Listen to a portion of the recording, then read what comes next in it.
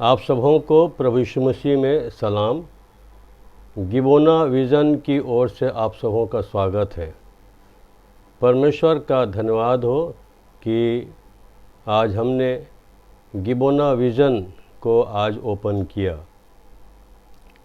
गिबोना शब्द जो है वो गिबोन से लिया गया है।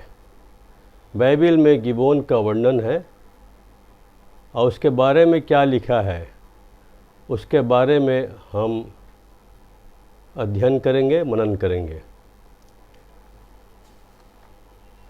गिबोना इतिहास की पुस्तक में, राजा की पुस्तक में और यहोशू की पुस्तक में उसके बारे में लिखा हुआ है।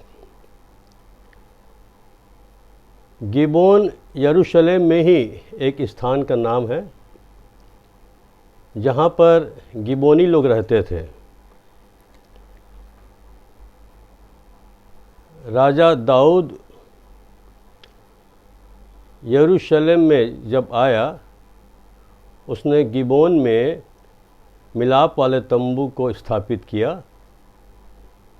और जहाँ परमेश्वर का संदूक भी रखा गया था।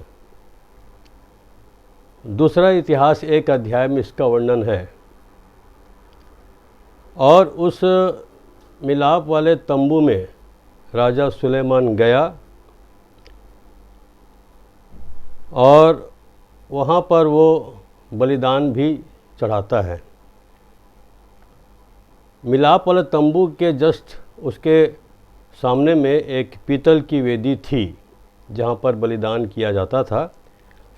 राजा सुलेमान वहाँ पर होम बलि चढ़ाता है। 1000 भेड़ बकरी उसने वहाँ पर बलिदान किया और उस बलिदान के द्वारा से परमेश्वर प्रसन्न हुआ और परमेश्वर ने उसे दर्शन दिया और दर्शन देने के द्वारा परमेश्वर ने उससे कहा कि मुझसे मांग, तुझे जो कुछ चाहिए मुझसे मांग, मैं तुझे दूंगा। राजा सुलेमान ने वहाँ पर परमेश्वर से मांगा बुद्धि और ज्ञान, क्योंकि वो जानता था कि इज़राइल बहुत बड़ी एक प्रजा है जिसको चलाने के लिए, राज्य करने के लिए और न्याय करने के लिए उसको बुद्धि और ज्ञान की आवश्यकता थी। और हम इस बात को और भी जानते हैं कि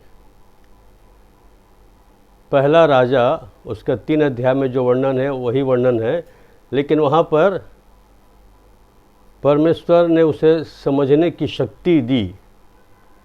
तो 3 प्रकार का वरदान उसको मिला, बुद्धि, ज्ञान और समझ।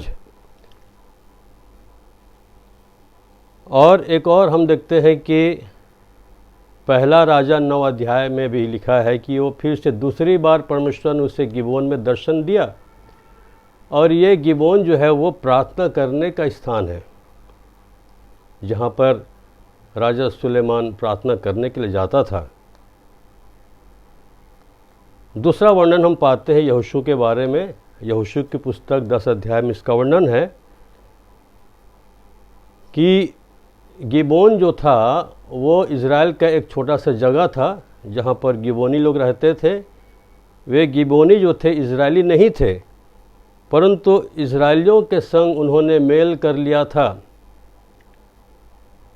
और उस मेल होने के कारण से जो एमोरी लोग थे वो उससे डरते थे और घबराते थे, क्योंकि यहोशू ऐ नगर और यरीहो नगर को जीत लिया था, जिसके कारण से वहाँ के जो आसपास के राजा थे वो सब डरते थे, घबराते थे।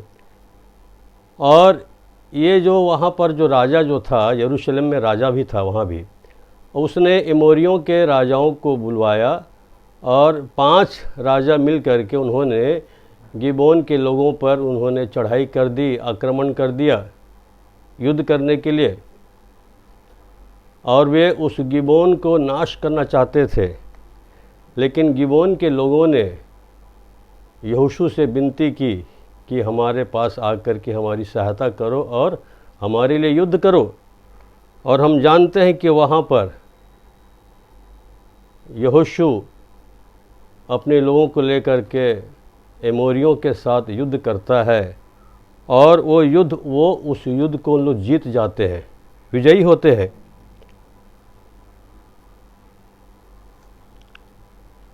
और वहाँ पर एक विशेष बात और ये होती है कि परमेश्वर जो है वो गिबोनियों की ओर से वो लड़ता था, लिखा है परमेश्वर ने खुद लड़ा, आकाश से पत्थर बरसाए और ओले बरसाए। इस प्रकार से परमेश्वर वहाँ पर अद्भुत काम उसने किया। और उसके साथ ही साथ एक और विशेष हम वर्णन वहाँ पर पाते हैं कि यहोशू ने कहा कि हे सूर्य तू गिबोन पर और हे चंद्रमा तू अय्यालोन की तराई के ऊपर थमा रहा। और हम देखते हैं कि सूर्य और चांद जो है वो चंद्रमा थम गए, रुक गए, और 4 पहर तक अर्थात 12 घंटे तक रुका रहा, क्योंकि उस समय हम जानते हैं कि पुराने नियम के अनुसार से दिन में ही युद्ध होता था और सूर्य ढलने के बाद युद्ध विराम होता था और रात को कोई युद्ध नहीं कर सकता था। इसलिए परमेश्वर ने वहाँ पर सबसे बड़ा अद्भुत काम ये किया कि सूर्य और चंद्रमा को आकाश में ही परमेश्वर ने रोक दिया। ये सामर्थ और अधिकार परमेश्वर ने यहोशू को दिया था। यहोशू के पास वो अधिकार था कि वो सृष्टि पर भी अधिकार कर सकता था। और ये बहुत ही बड़े अद्भुत आश्चर्य कर्म है बाइबल में कि यहोशू ने सूर्य और चांद को रुक जा बोला, थमारा बोला, और सूर्य चंद्रमा जो है वो थम गए, रुक गए।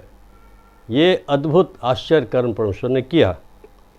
और इस प्रकार से ये जो गिबोन जो है वो एक विशेष स्थान है यरूशलेम में ही, और उसमें एक ऊंचा स्थान बताया गया है, और उस ऊंचे स्थान में वो मिलाप वाले तंबू को स्थापित किया गया था राजा दाऊद के द्वारा। और मिलाप वाला तंबू जो है जिसे मूसा ने जंगल में बनवाया था, और जो वेदी जो थी पीतल की वेदी उसको बसलेल ने बनाया था। इस प्रकार से हम देखते हैं कि गिबोन का जो स्थान जो है एक विशेष स्थान है। और इस घटना से हम परमेश्वर के वचन के अनुसार से हम और क्या चीज़ हम सीखते हैं, हमारे लिए क्या है, तो यहाँ पर हम 7 बातें हम देखते हैं कि परमेश्वर के उस निवास में, अर्थात मिलाप वाला तंबू जो है परमेश्वर का निवास कहलाता था। और दूसरी बात वहाँ पर वेदी थी, वेदी जहाँ पर बलिदान चढ़ाया जाता था, और वहाँ पर दर्शन, परमेश्वर की ओर से दर्शन प्राप्त हुआ। और दर्शन के साथ साथ वहाँ पर हम देखते हैं कि राजा सुलेमान को वरदान भी दिया गया। और एक और चीज़ हम देखते हैं कि वहाँ पर आसपास में शत्रु थे,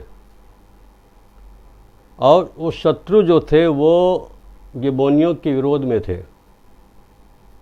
और परमेश्वर ने उस युद्ध में गिबोनियों की सहायता की।